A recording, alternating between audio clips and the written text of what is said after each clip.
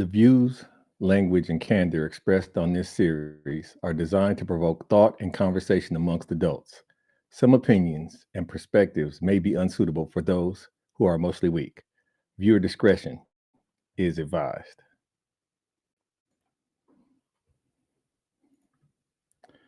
All right. Welcome. Welcome to the Hollow Points. I'm sorry, to the sorry, welcome to Coach's Decision with Chris P. Reed, where we dive into topics each week that help you or someone close to you get through. Many of my clients are skilled at the game of life, but there are times when you have to protect the players from themselves. There's times where you need a coach's decision. My top client and producer will enlist the help of you, the audience, to navigate these times each week. Hey, before we get into what you have for them today, I wanted to, first of all, thank everybody that's supporting and maintaining that support. We started off this thing February the 7th with 0. April the 7th, we had 30 subscribers. And March the 7th, excuse me, we had 30 subscribers. And April the 7th, we had 500 subscribers. Today, we at like 560 or something like that. So I appreciate y'all supporting and showing the love. This all began from me talking to my sister Kendra, and she said, "You know what? You should do this for people. You should talk to people. You have a way with words, and I think you should do it." So I put 6-7 months into some training, and then got the certificate to do life coaching, and it's been a fun thing ever since then. But you, my producer, decided to take your sessions and expand them to the people and let them get in on what you got going on. So I appreciate you allowing that for the folks to get in on some of your game, and we just gonna keep doing the damn thing like beavers. Bars. Yeah, so I'm thankful for the people listening, and I'm thankful for you for allowing it to happen. I mean, these are my sessions I already paid for. I just thought it'd be good for everybody to check it out. So appreciate you allowing people to get some of this game in the little bite-sized chunks. So no, thanks, Coach. Absolutely. So what you got for me this week? What you want to? What's on your mind? What's on your heart? Since we're talking about the sessions, one of the most impactful sessions we had, I think, we had several sessions about happiness, right? Mhm. We could talk about happiness for probably 80 sessions, but one particular one was we were talking about the whole person. Like some people say, bringing your true, authentic self everywhere you go. Right. And when we talk about that, it really made me hone in and think about the people who weren't. So I know a guy, I won't say his name, Mhm. who didn't bring his authentic self. He was bringing who they wanted to promote in the company, Mhm. and he wasn't happy. Mhm. Um, so can you talk a little bit more about how to bring your authentic self or your whole person everywhere you go? Because we need to kind of, some people are fake and around other people, and they let Mhm. other people decide what makes them happy or what makes them successful. So Right. that's what I want to talk I think the most important thing is your happiness is not a community project, right? Your relationship is not a community project. Your happiness is not a community project. Meaning you don't have to prove to other people why you're happy. I'm a minimalist. You know what I'm saying? I tell people all the time, I live where I live and drive what I drive and all this because of what my wife want. I could live in a gas station bathroom with internet service. You know what I'm saying? I didn't grow up. I don't need all of this. I'm cool, right? But the fact is, you want to have a happy ecosystem around you. And so you generate different things. It's many people, I'm sure, on this chat that don't love going to work or love their job, or your job is not responsible to make you happy. Your job is responsible to give you a check. You know what I mean? So you have to take situations where you can control your happiness, whether it be your relationships or your hobbies and things of that nature, and squeeze as much happiness out of there. I think where you find people identify the lack of happiness is they're worried about things that they don't have control of. If you have control of it and you're still not happy, that's just your hustle. Like you're just destined to be a miserable human being, and you need to be cool about it because this has been this way probably your whole life. Or something dramatic happened where you should seek out a therapist or a psychologist or a psychiatrist or a coach to help you come out of that rut. But in the idea of you deserve to be happy, or you've put yourself in a position where you expect happiness to just follow you around, it would be weird if you were walking around skipping and humming and and snapping your fingers and whistling all the time. At some point in time, you got to level this thing out. We talked a couple of weeks ago in one of your sessions about being a 7, a constant 7, you know, that continuity and consistency. So any idea of the popularity of the struggle story is ridiculous at this point in time in where we are in society. People are competing, like, and I've said this before, I roll with a couple of guys that got it. They act together. Everything is cool. They shouldn't have no issues, but we tend to devolve in our conversations of who got the greatest complaints, who old lady is bagging on them the most, or who got to pay this much bill, or man, I went to the dentist. And we tend to gravitate, especially as Black folks, we tend to gravitate towards what we don't have, as opposing to celebrating what we do have, because we don't want to come off as braggadocious. We don't want to come off as elitist.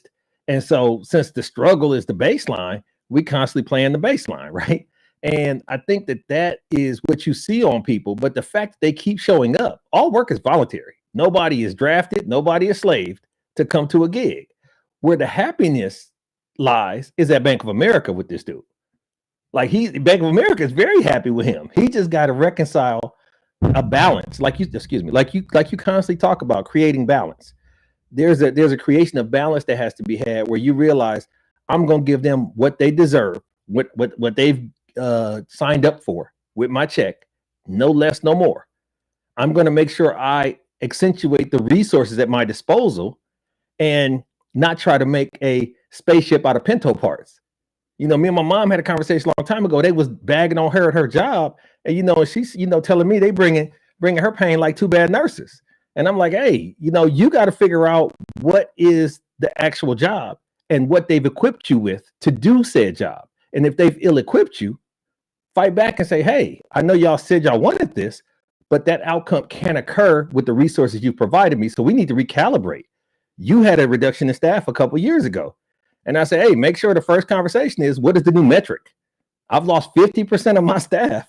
What is my new metric? Because we can't have the same the math ain't mathing. You know what I'm saying? If I'm down these productive hours. So that's what I would say from an employment perspective, as it relates to being happy. Your job is, there's nothing in the resume. There's nothing in the job description, the requisition.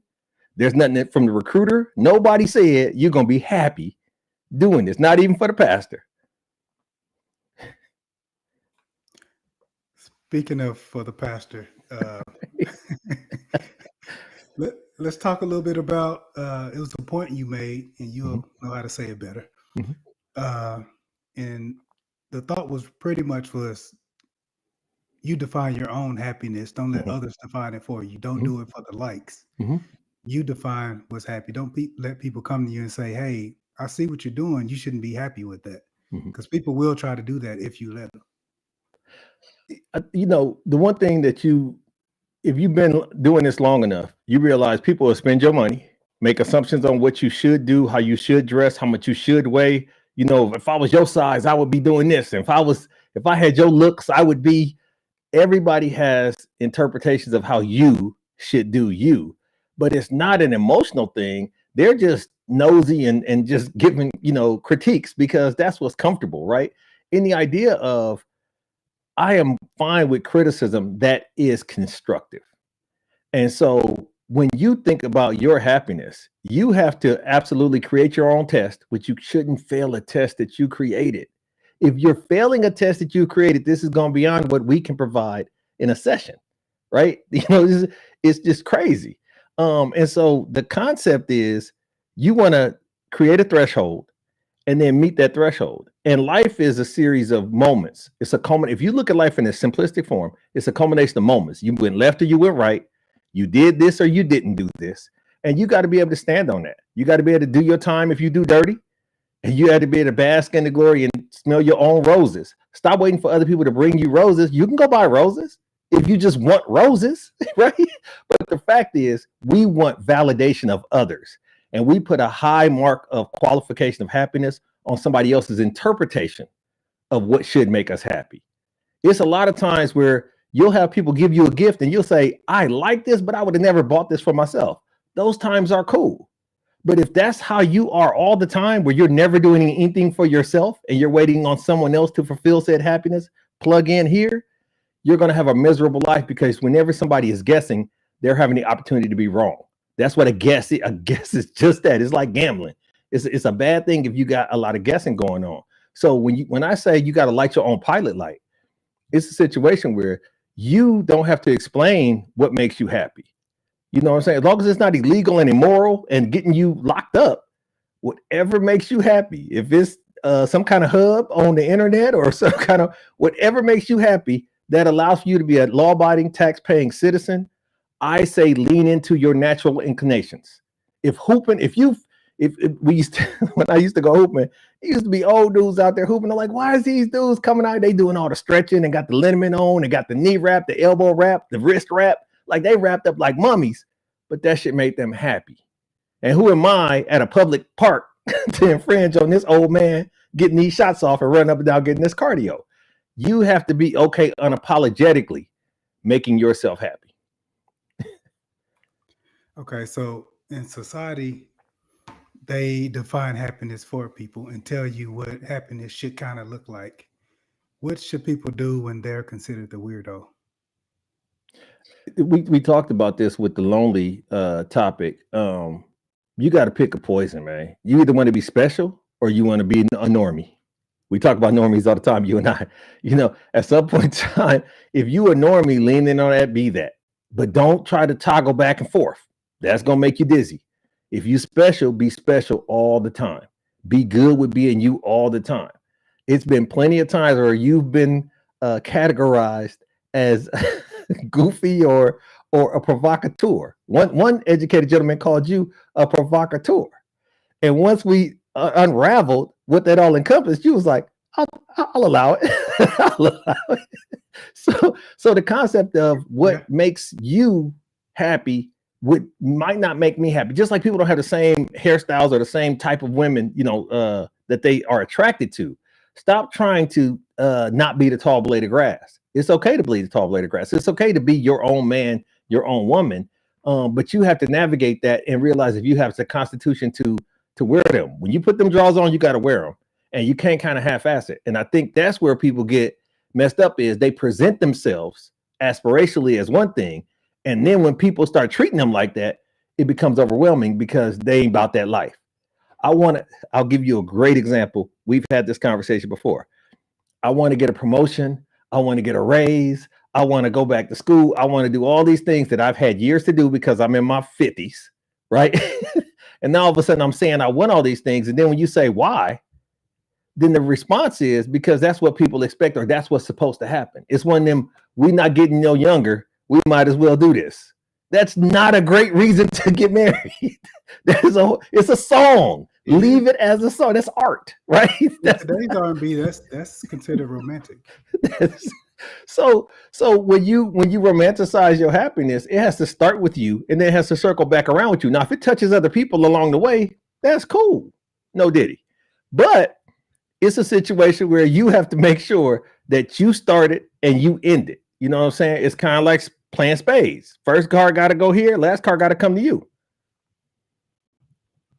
When you're dealing with it. Okay. That's right. That's right. Bars.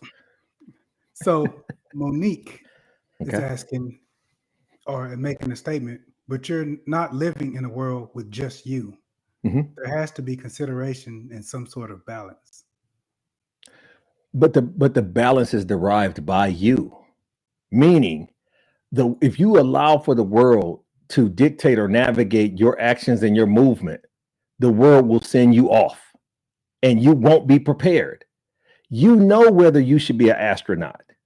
You know whether you should, people will say, you should do this and you should that. You should be married to this kind of guy. You should be, everybody has qualifications of what you should be doing. But you have a women's intuition, the Holy Spirit, gut, instincts that tell you this ain't for me. I don't like these type of women. I don't like to live on this side of town. I don't like to drive a station wagon, right? Like, I don't care how many children, I'm not getting a minivan. You have to put yourself in a situation where you can stand on what you believe in because you created that belief based off of you knowing you. A lot of people don't know thyself, right? Like Descartes, know thyself. Once you know yourself, you can defend yourself in these conversations. And more importantly, Some people provide excuses and different feedback unsolicited. They know how to ask you. A lot of them, how many people have sat down and just start talking to you and you like, why are they telling? I could care less. I could care less, but they looking to you for some type of head nod or validation when you didn't even sign a waiver. And so when you live in a world, I'm not saying you live out in the woods and you the Unabomber. What I am saying is you can surround your world with things that you like. If you live in a Jehovah's Witness neighborhood, you don't have to be a Jehovah's Witness. That's not how that, it just doesn't. You live in a white neighborhood, you don't become white. Like, stop making it seem like the world is so powerful that it's going to make you do this, that, and the third. It's people that don't own cars. It's people that never drove a car or have a license, but the world is set up for drivers. It's people that have not had jobs. It's people that stay at home moms or socialites, but the world is set up for having a job. It's people that didn't go to college, but the world is set up for college goers. Like, we make it seem like you can pick and choose when the world can infringe on your happiness, and that's not true. You can dictate that. Okay, so as Jasmine was saying, be unapologetically you, period. So let me lean in on this just a little bit. Okay. I would always prescribe for you to just be unafraid. I think when you feel like an apology is required, you feel like someone has been wronged. But as you famously said, in the front, I have no idea what's going on behind me. Right? So explain that. Explain that to the people a little bit. That concept. So as a track meet, as an Olympic runner at a track meet, or when you're first, you don't know what they're doing behind you. You don't know who's second, third, fourth, how they're feeling, who's last, if their feelings are hurt because they're last, if somebody pulled a hamstring. You have no idea because you're first. You are the first one across the finish line. So Absolutely. When you're a leader, really, as a leader, you're not competing. You're not competing with them. You're competing with yourself in that finish line. So absolutely, the finish line is your goal, not absolutely caring about those people. So absolutely, yeah, I have no idea about those people back then. And so Henry Ford said, obstacles are the frightful things that we tend to see when we take our eyes off of our goal. The reason why you're noticing all these obstacles is because if you ever seen any fellas out there that's on the chat, I'm hoping we have some, but it's a situation where if you're running, the moment you turn your head to look who behind you, you probably gonna get caught. Like, focus, trust your speed. Trust your speed. Don't even look back. In football, you're gonna miss the catch. Yeah, absolutely. The defender, you're gonna miss absolutely. So you have to have a singular focus on your happiness in the idea of securing your happiness first. Now, if you can then bring your kids along, your spouse along, your friends along, your mom and them along, your aunties, that is great. But you have to control something in order to distribute something. You can trust me on this. It's a fleeting concept to believe that your children, your mate, your coworkers, anyone is happy when you're miserable. You can't make it because you don't have the ingredients. You have to secure the ingredients first and then produce that, and then you can distribute it. And if people are telling you that you're making them happy in your misery, those are the worst people to be in your life. People that are feeding off your misery. You know what I'm saying? They say fools make feast and wise men dine upon them. That's a Benjamin Franklin quote, right? So in the idea of stop feeding somebody else's impression of things, feed your own impression. And I'm saying this because it's not easy, and you may need a coach. You may need to reach out to me. It becomes a lonely existence as you purge your way. It's just like getting off drugs. It's the programming. You've been programmed to believe that if these people don't accept you for the way that you are, or these people don't rock with you in this way, or they don't agree with your definition of your happiness, then you're wrong. Once again, if you're not being illegal, immoral, then you can do whatever the hell you want to do. But you got to be able to stand on that and not try to convince or convert somebody into your belief. That's where that belief thing has killed more people in the history of mankind, because people want other people to do what they're doing. And when they don't, they get angry, they get upset, they get frustrated. That is the worst way to live your life. They have a saying where I'm from, you like it, I love it. That's on you. You like it, I love it. Yeah, I don't know if I agree with that. I mean, just because you like it doesn't mean I like it or love it. Now let me qualify. You like it, I love it for you. I don't give a fuck. What you eat don't make me shit. Like it's okay. It's okay. You know what I'm saying?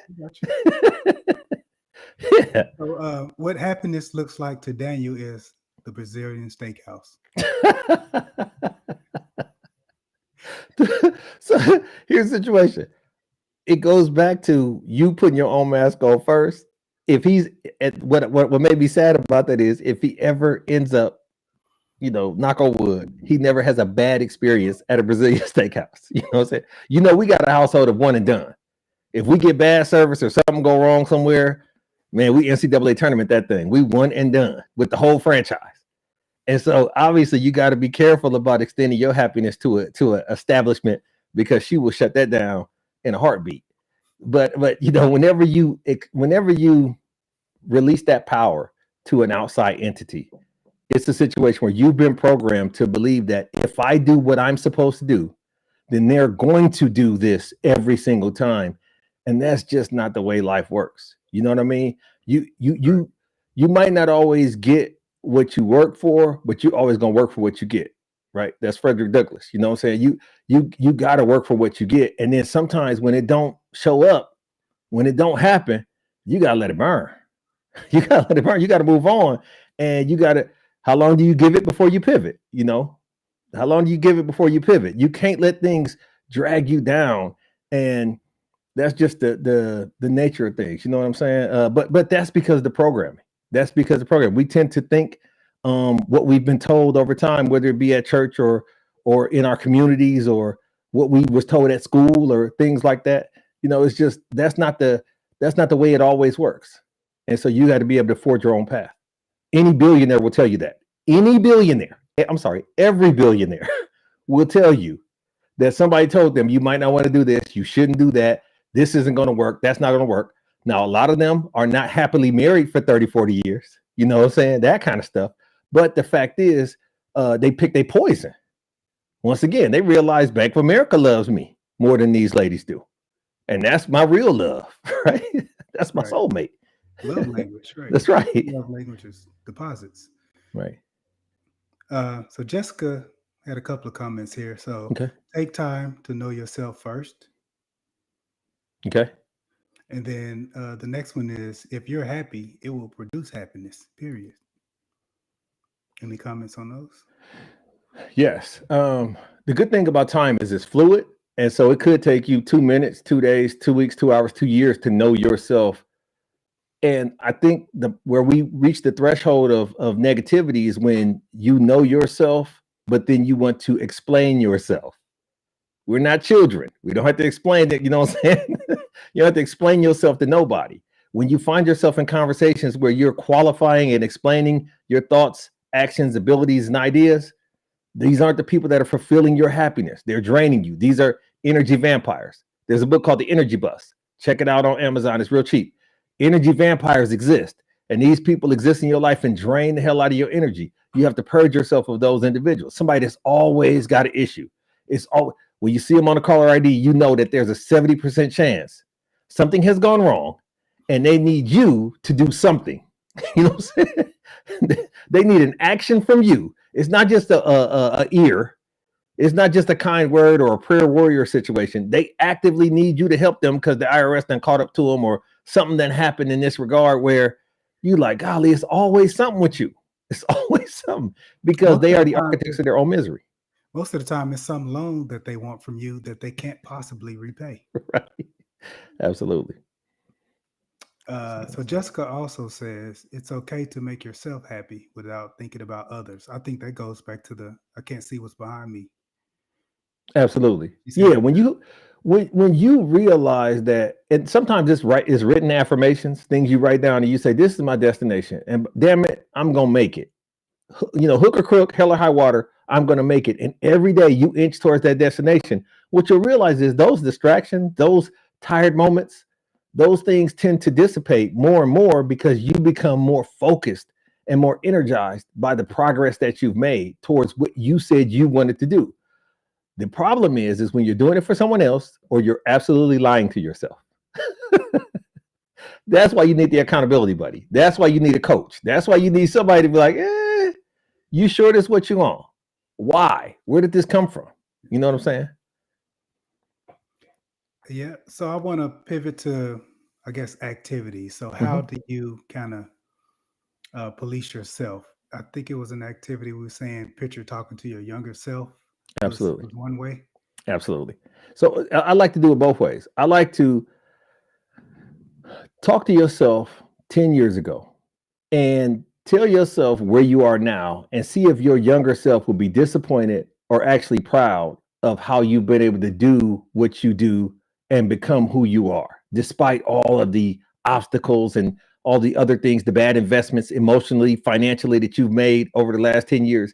If 10 years ago you was like, that's cool, you ain't trick us off too bad, then feel some pride about that. Take the win. You know what I'm saying? Take the win. We got to learn to take the win. If 10 years ago you is disappointed with where the hell you done led us to, why did you keep having these kids? Why did you keep doing this? Is horrible. This is not what we signed up for. Where did we go wrong? Where did we go left?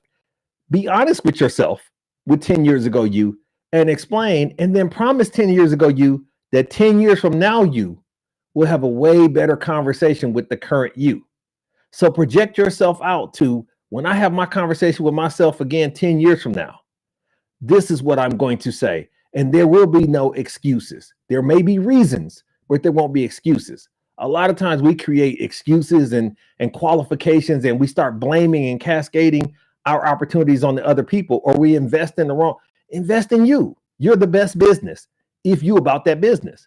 But stop acting like you're a business person when you didn't go to school for that. Stop acting like you could do it on your own and you independent and you got it and all this that when you don't. You're not. We should be interdependent and create the right people to link up with and create a blockchain of success. I like it. So another comment here. That was a good activity of kind of monitoring it. But is there another activity you have? Monique was saying, if released, how do you get it back? Your happiness? Yep. That doesn't exist anymore. Yeah, that got stolen. There's no insurance. There's no happiness insurance. There's no claim you can put out there. New happiness? You got to get new happiness based on the new you, based on the new situation. Because sometimes that's where the trauma gets drugged into the new situation. This is like relationships where you get involved with a man or a woman and they bringing up their old girl or their old dude. And it's like, damn, let that go. Check that baggage. It don't fly with me. You know what I'm saying? You got to check that baggage. Don't let it come into this new relationship. You have to let that go, take the L and move on.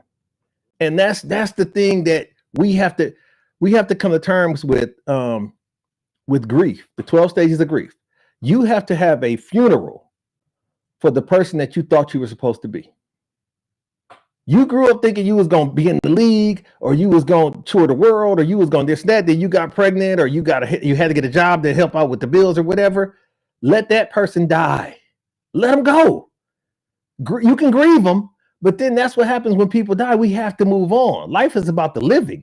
You, in essence, stop living when you're trying to recreate or resurrect the person that died. Like that person died. I'm not saying don't have dreams. We talked about this last week in your session. It's okay to dream up until you're 25. Then you need to start forecasting. You know what I'm saying? So you have to be on that mindset.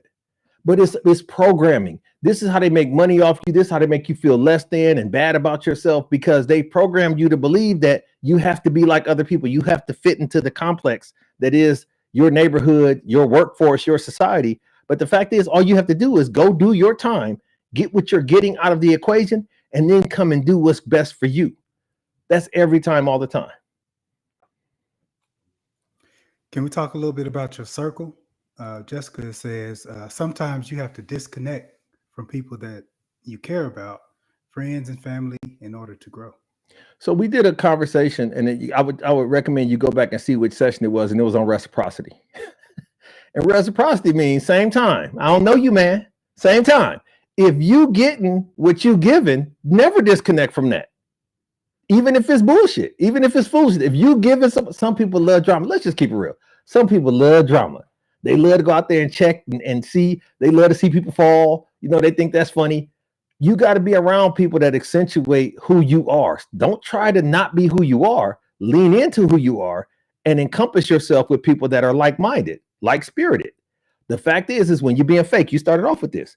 If you come in and you being fake, how long is that going to last? How sustainable is that? Eventually, that veil is going to be torn off, and now you're miserable because you created a character or a caricature of who you thought the people wanted you to be. But the human element is very, very volatile. People will change their mind in a minute. So you can go change your body. You can go get you some enhancements or some this or that, cut your hair or whatever for a job or whatever. And then you realize they didn't care.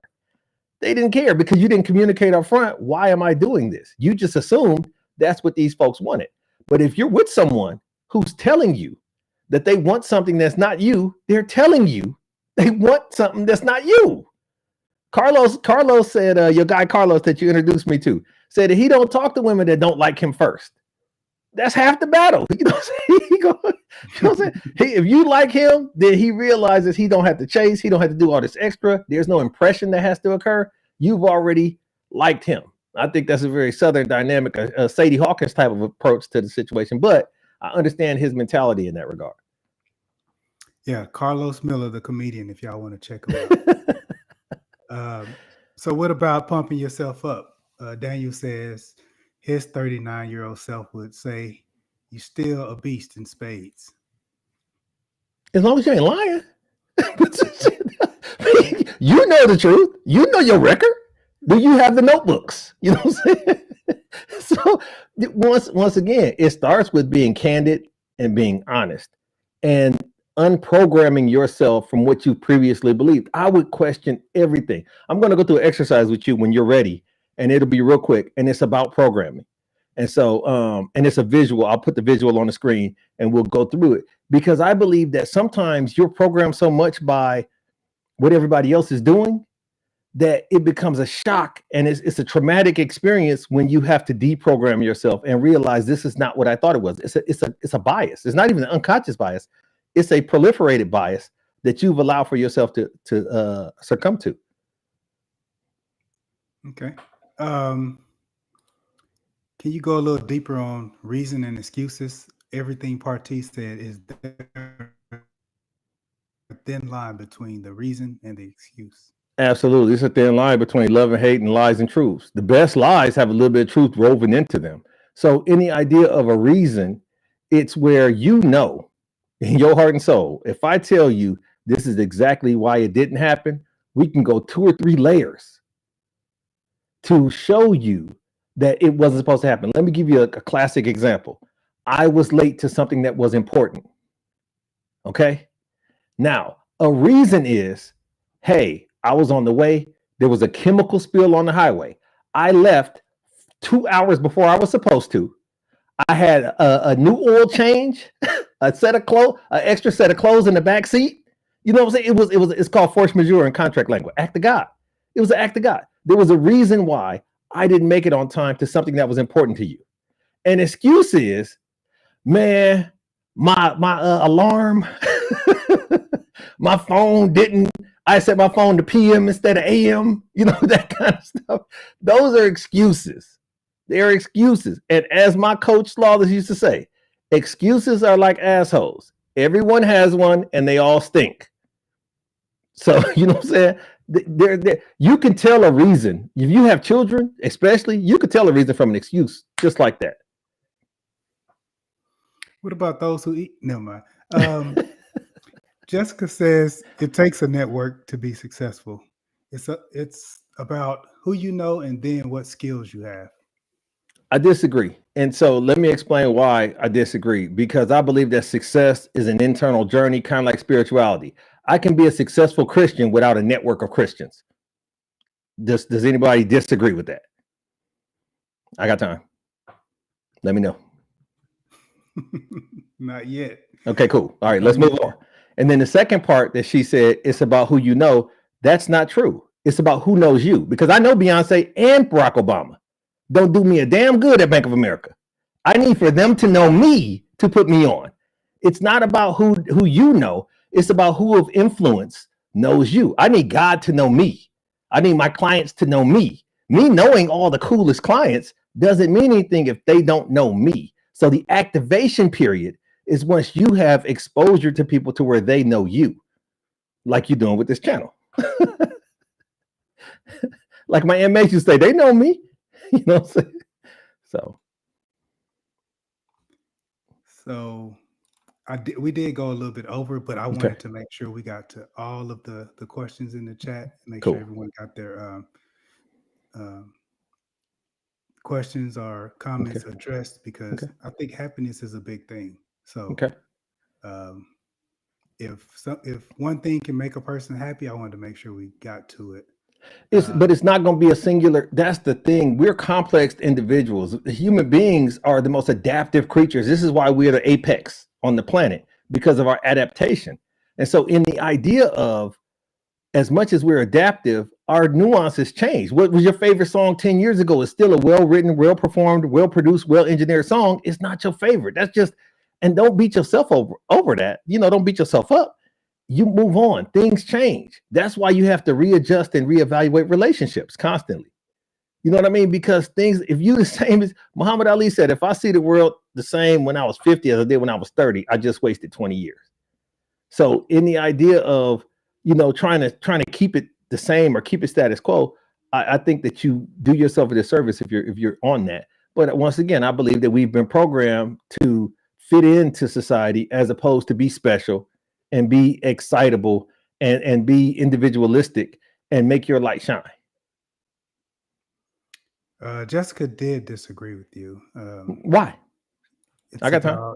It's about who you influence and glow to be. What does that do for you? What here's the situation. I can tell, I don't know Jessica, but I can tell that Jessica has made the day of a waitress or a waiter or a bus driver or a bum that she gave money to, and this, that, and it didn't necessarily, she didn't even notice she was doing it because she was just being herself. It started with her. And then happiness is gravitational. It's like you're like a planet, you're like a mass, right? And then people are drawn to you, but it begins and ends with you. It's not about you trying to get something from them or out of them or even impress them. It's just you was going to do it anyway. Martin Luther King would have did it if 2 people followed him or 2 million people followed him. That's what leaders do. They lead. They just they can't help it. They got a case that can't help it. And so in the idea of you influencing someone, you can't control that. All you can do is your damn thing. That's what you got to do. Your mind is playing tricks on you. Every 20 seconds got you peeping out the window. You know, no, don't worry about that. Just you got a safe home. You know you good. You ain't did nobody wrong. You can't get paranoid to worry about what influences are going on out there, because then you start trying to do it for the algorithm. You start trying to do it for the claps and the thumbs up and the likes. And then you're exhausted because people are fickle. Okay. Instead of the dream, Monique is asking the merch. How do I get a shirt? It's not my thing. I have no idea. I'm just a talent. Like I come on here and give you a session, but I did want to go through this programming before we jump off. Okay. Oh, okay, it was today. Yeah. I want to do it right now. And so, so what I brought was a visual aid. And so in this idea, I'm going to show you an image on the screen, and I want you to tell me what you see. It's not a Rorschach kind of thing.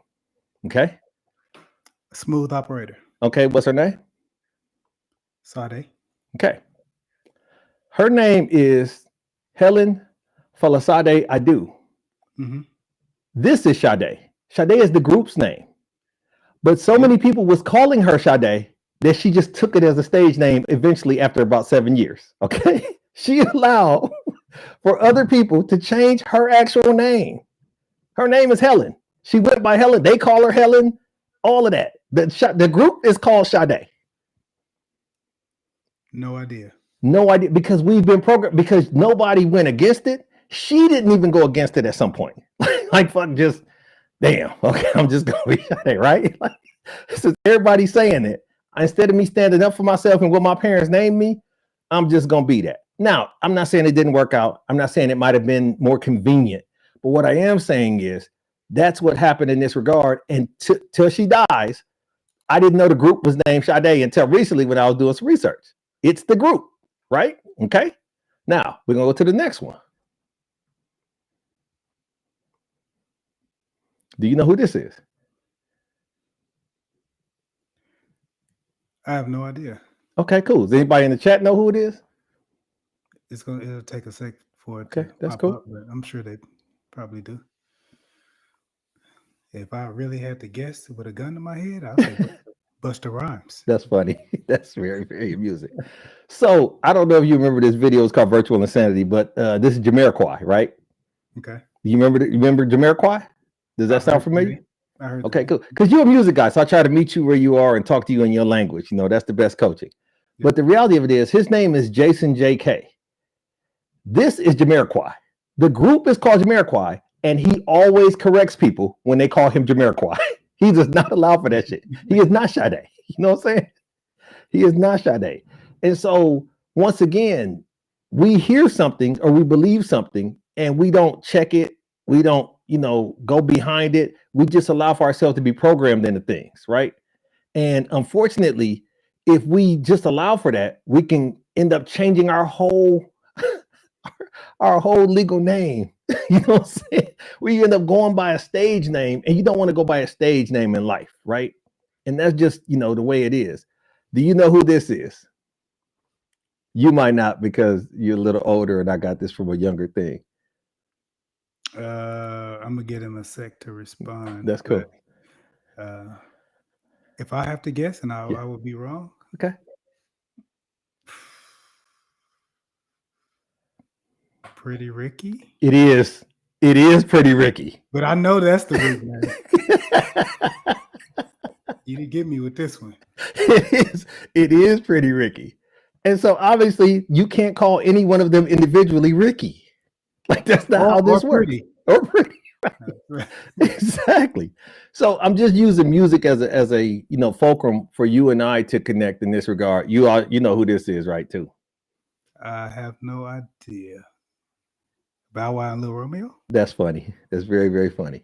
I have no idea. Ray Sherman. Who? Ray Sherman. Oh. So but is the issue more of us associating it, or they giving a group a human name? Both. Okay. Absolutely both. But we didn't challenge it. We didn't question it. We just let it be. The Sade obviously is the biggest since Santa Claus, right? It's the biggest conspiracy ever. And because they didn't make a big deal out of it, we just kept up with the farce. But the reality of it is, you have to make sure that you go beyond the programming and don't just repeat things just because that's what you heard. Fact check, look into it. Make sure that you're good with what you believe it to be and not just what you heard. And that's the issue that you run into. I do have a quick one if you wanted to do it, though. And in fact, it came this morning about the dream. I got time. All right. Let's get it. I will say that Kendra got it right. She said it was Helen. Okay, that's what's up. See, some people know, but not many do. Only the Bank of America does. Tell us about the dream, Coach. Tell us about the dream. All right. So I was actually concerned. I think I've been putting pressure on myself to have I've had some dreams, but they just wasn't show ready. They wasn't for prime time. And then this morning it happened. And I'll allow for you to ask your questions because I know you like to interpret dreams. We talked about Freud and that kind of stuff in one of our sessions. And so this was the genesis of me and the dreams and you and entertaining you. Can you get the bread off the screen? Okay. Yeah, absolutely. Absolutely. All right. So here's the situation. In the dream, I am in the bed asleep. And in this dream, I have allergies. You'll know where this came from. I have allergies. Okay. And so the allergies are starting to get to me. And at first, I am coughing. And it's every time I inhale, it's a cough. And it's pulling me up out of my sleep. And then it turns into me sneezing. And so I'm having a sneeze attack. So it's not just a sneeze here, a sneeze there, a sneeze there. Anyway, obviously, I'm making my bedmate very, very frustrated with this. And so I'm doing the Benadryl thing, the Claritin thing. I'm doing all these things. And eventually, it's so much disruption in the room that I have to go get some kind of shot, some kind of medical thing. And I don't, I don't drink, don't smoke. I don't, put stuff in my body. And so in the dream, I get this shot. And the first night I'm on the shot, I come home. And for our older audience, you might understand. For the younger audience, just look it up on YouTube. Every time I breathe in heavy through my left nostril, instead of me sneezing, I do a backspin in the bed, like a breakdance backspin. And so I end up eventually getting into a sneeze, like an attack, like when you sneeze and sneeze and sneezing, and it keep hitting me, and I keep backspinning to where she gets mad and leaves and goes to the other room, and then I wake up. Do you have allergies now? No, I don't. Okay. So it was a breakdance backspin? Yes, it was. I'm talking about legs tucked, knees tight, hands aired. It was, but I didn't have to wind up. It was just like a top. It was just, I didn't even have to do the kick. Was doing. Man, yes. Whole king size bed, spinning. Were you kicking her? No, it's just still, it's annoying though. I mean, you don't have to be kicking somebody. If somebody's back spinning next to you in the bed, that's not going to be a conducive night's sleep. It depends on how well you enjoy backspins. At some point in time, everything has a threshold. Everything. I mean, this pollen season ain't going nowhere no time soon. I'm sure that she was thinking that when she got her stuff and left. I enjoy a good backspin. Until a woman's laying next to you backspin. Until you need a Malcolm exorcism. Tasmanian devil in your sleep. Okay. That's good. That's good. So all the sneezing, coughing, and the shot doesn't. It seemed like it didn't even cure the first problem. It just gave you a talent. It did. I stopped coughing, and I barely was sneezing, but it was immediately kicking the backspin into place. So obviously, I got to come off that in the dream. I don't know where your mind was going. Was that maybe you thought that you needed to be more still? But I don't know where this came from. You did have some allergy tips that came out, but yeah. Were you sympathizing with the allergy people? No, I did. I met you on allergies, so the community. You know what I'm saying? So I don't know. It was once again. I didn't think I was gonna have a dream this week that was like I said worthy, and then I woke up this morning. It was like yes, thank you, crazy mind, subconscious mind. You gave the people what they want. So, but that's all we had. So I wanted to once again thank y'all for almost 600 subscribers. YouTube has said that we one of the hottest, podcasts in our niche out there right now. We're growing super fast. It's only been 60 days and we're just going to keep doing it, like we've been doing it. And I'm enjoying it. So tune in next week live to Coach's Decision with Chris P. Reed. Bring your baggage and drop it off for us to sort through. Until next week, we want you to make sure you like and subscribe, tell a friend to tell a friend, and make sure you take it easy, or at least take it any way you can get it.